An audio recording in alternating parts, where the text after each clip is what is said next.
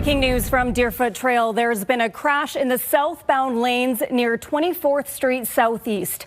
A male driver has been taken to hospital in life-threatening condition. Police say the southbound lanes are closed and traffic is expected to be diverted for the next 2 to 3 hours. Here's what else is making news tonight. A warning from police. Exploitation is what it is. He's exploiting a vulnerable population that doesn't deserve to be exploited. After a man is alleged to have defrauded more than a dozen Calgary seniors. And the province wants to hear from you to help improve trails in and around Canmore. Plus, a stuffed animal taking on a big role. Bonfires have been able to take part in some key visitor offers and modeling really good visitor behavior to lead by example, while it waits to be reunited with family. CTV Calgary, local breaking news with Hannah Lapine. Good afternoon and welcome to our viewers from Lethbridge. A man has been charged for allegedly defrauding 18 different Calgary seniors out of almost $190,000. Let's bring in Tim Brooke with the latest. Tim, police say the crimes happened this summer and autumn over the span of 5 weeks. Yes, Hannah, and as you can imagine, the police are also saying these criminals were quite well organized, alleged criminals, I should add. They say, as you mentioned, this happened over the span of 5 weeks, and they're calling the entire thing a series of very sophisticated scams. So here's how they work. They say elderly people in our city were contacted by phone by an unknown person who told them they were investigating suspicious financial transactions linked to the victims' bank accounts. The caller would then tell the seniors a courier would be sent to their homes to retrieve their bank cards in order to speed up the investigation. Police allege that's when 31-year-old Joshman Gerald Garnett would show up in person and collect bank cards and sometimes even electronics like cell phones and iPads. Garnett was eventually arrested in BC and is now facing 20 charges. Police tell us he pulled similar scams in Edmonton and in the Lower Mainland. Exploitation is what it is. He's exploiting a vulnerable population that doesn't deserve to be exploited. So, like I said, special place for this individual. Allegedly, if what he's done is allegedly true, call us to verify that. Go into your bank to clarify what they've asked you to do. Take those steps if you can. And if you have seniors that are neighbors, look after them as well. Now, as we mentioned off the top there, a lot of these scams are becoming more complex every day, harder to identify. I spoke with someone from the Calgary Seniors Resource Society about the whole thing today. Their advice was, if you ever feel something's a little bit off, reach out to a trusted friend or family member before passing out any personal information like a bank card. And of course, Hannah, as hopefully everyone out there knows, you can also always reach out to Calgary Police anytime, and they're more than happy to help. Tim, thank you. A house fire last night in the Northeast ended up damaging 2 homes. The call came in around 10:30. When firefighters arrived, there was black smoke coming out of a home on Fallshire Way. Officials say that home is no longer livable and the owners are now staying with family. The other home suffered minor damage. The investigation into the cause continues. And just after 11 last night, firefighters were called to a building under construction in the southwest. Flames were visible when fire crews arrived. A fire investigator says the cause was determined to be accidental. The number of MLAs facing recalls continues to grow. Alberta's chief electoral officer approved 3 more petition applications today. MLAs Peggy Wright, Justin Wright, and Ron Wiebe are now facing recall. That brings the total number of approved petitions to 26. 2 are for NDP MLAs. The rest are UCP MLAs, including the Premier. Alberta's Chief Electoral Office says verifying each petition costs over $300,000. Well, a ski race came to a halt at Lake Louise on the weekend when a grizzly bear decided to check out the run. On Saturday, Parks Canada says grizzly bear 136, also known as Split Lip, walked from the parking lot up to the Juniper Runs area. The Lake Louise Ski Club was hosting its annual Santa Slalom races at the time. The races halted. Parks Canada staff responded and monitored Split Lip until he wandered off into the backcountry. This is not unheard of to have a bear wandering around on the ski area, and certainly in the summer it's almost a weekly occurrence. So we have protocols in place for all wildlife with Parks Canada. we would stop loading the chair. We cleared the area. We cleared basically the whole west side of the mountain. Parks Canada says this serves as a reminder that bears can be active in the winter. Large adult grizzlies like split lip often enter dens later than females. The Alberta government is asking for public feedback on a draft plan that could significantly reshape trails in and around Canmore. The proposed Canmore Area Trails Master Plan outlines where new trails could be added, where existing routes may be changed, and where access could be restricted, all with the goal of better protecting wildlife habitat while managing growing recreational use. Officials say some sections of the plan still need refinement, and public input will play a key role in shaping the final version. We've identified where we need to dig deep and think harder about some of our suggestions, and we know that there's a lot of public education that needs to come with this being a sensitive wildlife habitat area. We need the public to understand that, and so that the changes are accepted and appreciated and embraced when they do come. Those interested in providing their feedback can fill out a survey on the province's website. It is open until January 21st. Highway 93 between Lake Louise and Saskatchewan crossing remains closed, and travel is not recommended for the northern stretch to Jasper. Parks Canada providing this video showing avalanche control, which is underway. Officials say in the past week, nearly 2 meters of snow has fallen along the Icefields Parkway. There are 38 avalanche zones where natural avalanches can reach the road, and those need to be stabilized before travel is safe again. Okay, let's check in with Jody now. Jody, a big warm up in Calgary today. Today, yes. Felt like spring. I know it did. Everybody, I think, was a little bit surprised, but we are looking at more snow coming, and so those areas that are already dealing with poor driving conditions will only get worse. That avalanche risk will be amplified, and we are expecting some less than ideal travel conditions outside of the city of Calgary. Here, we'll notice a big drop with a number of weather watches and advisories nearby, which we'll detail in just a few minutes. Your 24-hour forecast brought to you by Fifth Avenue Volkswagen. Family-owned, community-driven. Discover more at Fifth Avenue Volkswagen. We are looking at temperatures dropping down so that by the morning we're back into values around -18. Wind chill values feeling like the -20s, and that will continue for tomorrow and into Christmas Day. I'll have more details in a moment. Thank you, Jody. Hope Mission is receiving a major Christmas boost with a nearly $900,000 donation. The estate of Henry Hoover, founder of Foothills Landscaping, made the donation. Hoover's 3 children presented the check on Tuesday to support the city's most vulnerable. Hope Mission says on average, about 50 people use its services daily. The money will help with renovations at its location in the southeast. It will also be used to enhance programs, provide thousands of hot meals, and build cabins at Camp Hope west of the city. They were in the community. They built their business right across the street from here, and they were involved in the Catholic Church in the neighborhood in Forest Lawn, and they believed in their values as what was aligned with my parents' values. Henry Hoover passed away in February at the age of 89. A Calgary store is giving away its remaining stock of Christmas trees. Spruce It Up Garden Center at McLeod Trail and 210th Avenue Southwest has given away about 100 trees so far and has about 100 left. The owners say they've been able to keep the prices of Christmas trees under $200 by sourcing them from the Rocky Mountain region only, instead of Eastern Canada, to keep shipping costs to a minimum.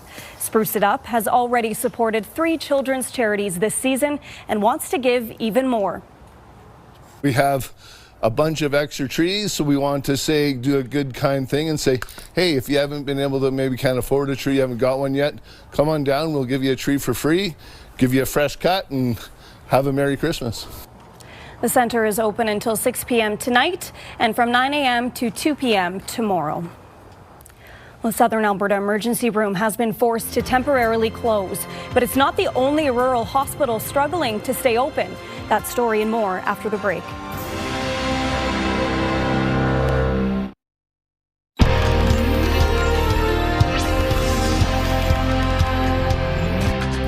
Rural Rural hospitals in Alberta continue to struggle with staffing shortages. Milk River's emergency room is now closed until Friday evening. Alberta Health Services says it's due to an unexpected personnel shortage and nobody available to fill in. 4 rural emergency departments in the province are dealing with temporary closures this week. A researcher at Lethbridge Polytechnic is hoping to provide better exercise and activity guidance for seniors with moderate dementia. A pilot study helped determine the optimal length of time to engage clients in therapeutic recreation. That means activities aimed at improving physical, emotional, cognitive, and social well-being of clients. For older adults with moderate dementia, engagement between 30 and 38 minutes was optimal. Any longer than that, and a decline was noticeable. I expected, just based on working with people with dementia in the past, that we would see more of an ebb and flow of participation, in that we would see more times where they withdraw and times that they were able to engage quite well. And what we actually found was more consistency in that they had at least moderate to high engagement most of the time in programming. And that continued from the start to the end of programming, or at least till the end, about that 35, 36 minute mark. The findings have been published in the Therapeutic Recreation Journal.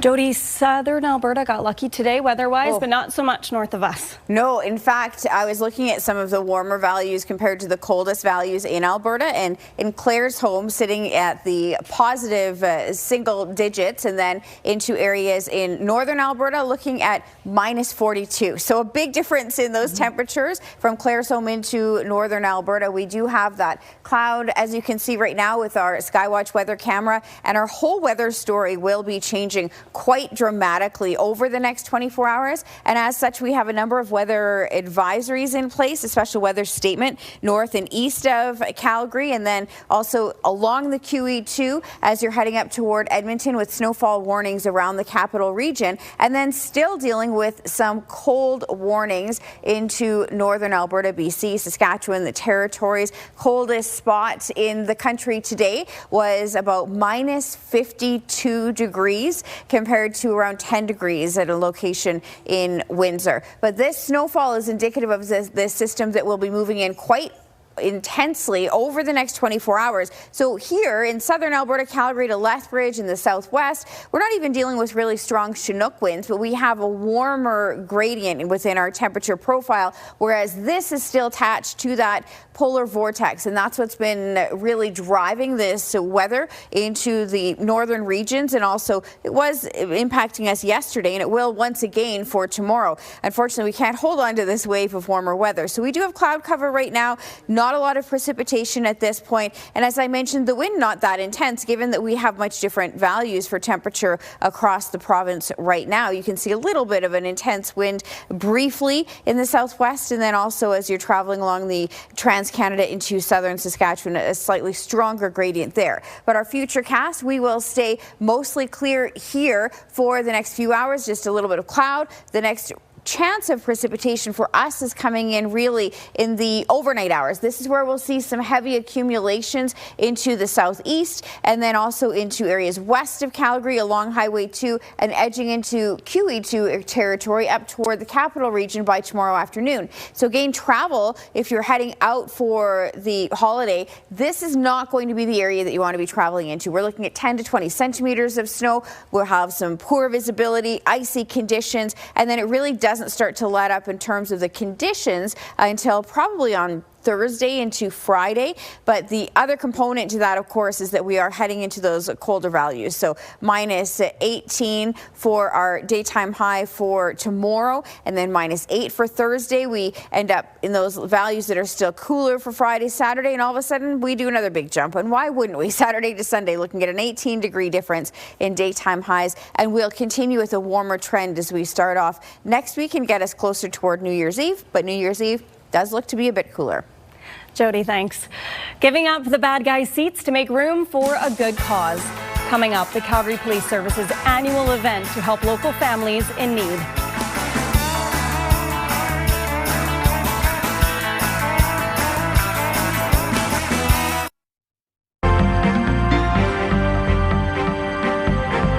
The Canadian Canadian economy hit the wall in October with the steepest contraction in 3 years. Joining us is Rob Geary, investment advisor with the Popowich-Karmali Advisory Group. Rob, what's causing this?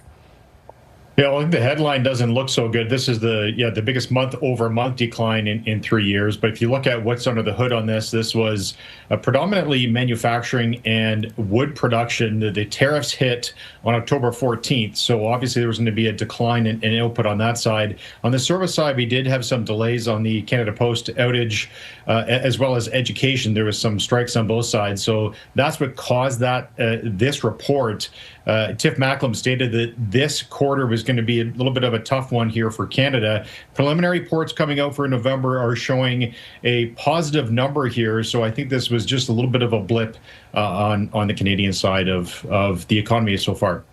And credit card companies are showing people are spending more this holiday season. Yeah, so this is Visa Canada, and this is the major credit card companies are coming out with these big numbers. And I think this is the more of the bellwether, because we have to wait for all of the government retail stats to come out in their months delayed. So this is up to date on what's going on for the holiday season, and they are up. And this is in Canada, 4.4% year over year numbers. So people are going out and spending, and a lot of it is still in store. This was the shocking thing for me, and maybe I'm part of this stat out there scrambling around yesterday. 88% in store, 12% online. So that online e-commerce is still picking up, but it is a lot of last minute people still going to brick and mortar. Yep, that's me. Okay, thanks, Rob. Yeah, you too. Calgary police spent the afternoon cramming cruisers for a good cause. Calgarians were asked to bring food, personal hygiene items, and cash in support of the Veterans Association Food Bank.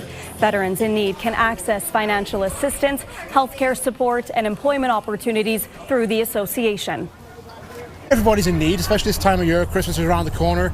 Our veterans are in need, and we want to stand together as a community and, build those bridges and help people out.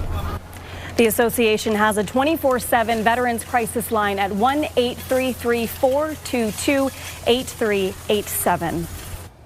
The province is considering significant changes to trails in the Canmore area. Here's Jordan Canagan with a look ahead to CTV News at 6. Hannah, the government has come up with a proposed master plan. It outlines where new trails could be added, existing routes may be changed, and where access could be restricted. Coming up at 6, we'll have reaction from trail users in Canmore. Also ahead, our one-on-one interview with the Premier. Danielle Smith shares her highlights from the year, plus what Smith says about the signs of growing discontent with her government. Hannah. Thanks, Jordan. A couple who live out on an acreage just south of Pritis have transformed their home into a Christmas wonderland for the holidays. Rocio Prieto and her husband, Rob Jaycock, start putting up decorations in mid-October. They fill every room in their home, and they have 12 Christmas trees. Prieto is originally from Colombia, where she says Christmas is a huge event with lots of singing, dancing, and decorations. While many items are purchased, she makes many of them, especially the elves. My favorite part of my Christmas, as you can see, are the elves.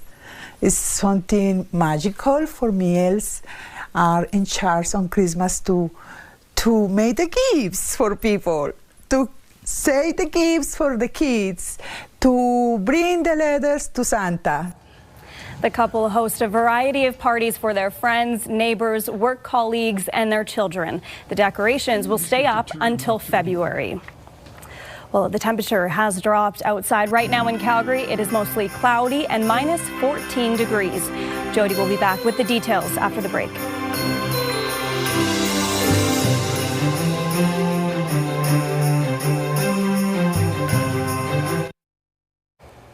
We're on a bit of a roller coaster ride for weather. Not so great if you're someone who gets migraines with the temperature fluctuations. Oh my gosh, the pressure changes. It's definitely, you certainly can feel it, and then we're also seeing it on some of our roads, unfortunately. So if you are traveling, it's a great idea to try to get your travel done early, because we are looking at not so terrible road conditions right now around southern Alberta and into the mountain passes, as you can see. But then we have a number of weather warnings in place and advisories advisories as well. Special weather statements north and east of Calgary, snowfall warnings north of that, and then extreme cold warnings into northern Alberta. But so far, not a lot of activity going on here. We'll see maybe 1 to 3 centimeters for tomorrow, but the bulk of that precipitation will definitely be north and will make your travel a lot more difficult. Thank you, Jody. Hundreds of items are lost in Banff National Park every year, from jackets and cameras to sunglasses and phones. But some things carry a little more emotional weight. Mark Villani has the story of a lost stuffed bunny and a viral social media campaign to find its rightful owner. In the heart of Banff National Park, where tourists take photos and locals explore, one visitor sticks out from the rest. If you know anyone that lost their stuffed bunny in Banff National Park this summer, have them check out our Facebook page. The plush bunny, now nicknamed Bunf, was left behind on a shuttle to Lake Louise or Moraine Lake back in August. But rather than sitting in a lost and found bin, staff began taking the toy on adventures across Banff, Yoho, and Kootenay National Parks, posting it online as part of a public safety campaign. Bunf has been able to take part in some key visitor offers and modeling really good visitor behavior to lead by example. From wearing a life jacket during paddling demonstrations at waterfowl lakes, hunting for 500-million-year-old fossils through the Burgess Shale, and most recently sporting a 1920s-style bathing suit at Radium Hot Springs. Look at where he's been, look at what he's doing. It would be amazing if somebody finally came forward that that was my bunny. You get bunny weakest.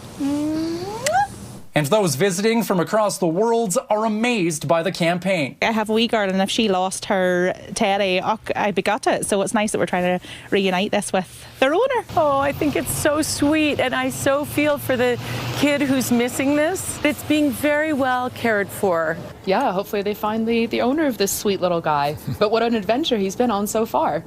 Lake Louise is one of the most photographed places in all of Banff National Park, and even more people are getting to see it alongside this little guy.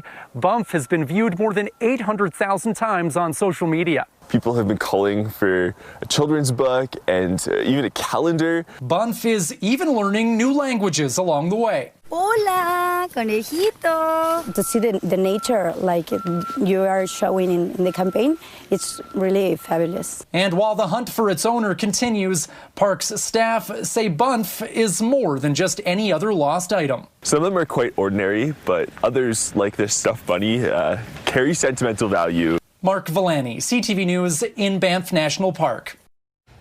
And for more information on Bunf's adventures, you can visit our website at ctvnewscalgary.ca. Thank you so much for joining us. Now here's the early edition of the CTV National News.